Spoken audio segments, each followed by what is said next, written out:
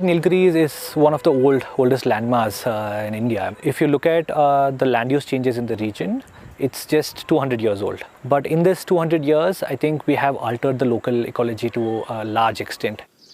Especially if you look at tea plantations in the Nilgiris, a lot of the environmentalists call them green deserts for a particular reason that it does not allow for native vegetation to kind of grow in the region, and it does have a negative impact in the region.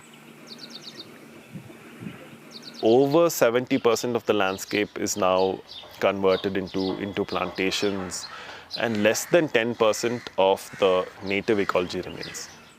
I work with restoring ecosystems back, and these are mostly montane ecosystems, which are shola grassland ecosystems.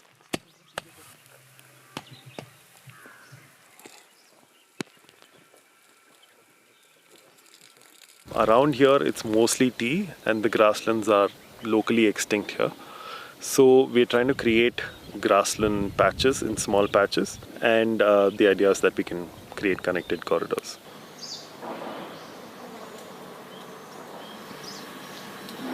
These plant communities have this incredible capacity to support life, whether it's the way they grow or the way they build rich soils.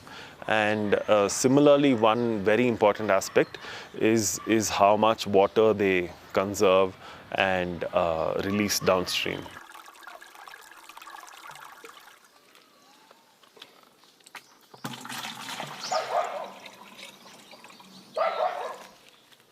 It is important to restore the tea into kind of biodiverse regions, especially today because we are talking a lot about climate change. The impacts of climate change in the region is also a lot. A lot of the tea estates as well as other regions in Nilgiris are considered highly vulnerable to landslides.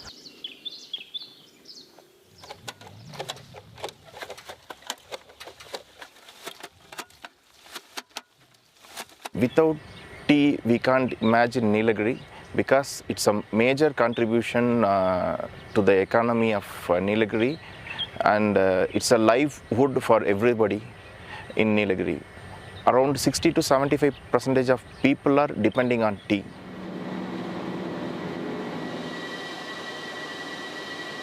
Now is a time when we have to come up with other alternatives. For instance, we are researching into other native plants that can provide a monetary benefit, and if a land can be rewilded, can a farmer make more money than they make from tea?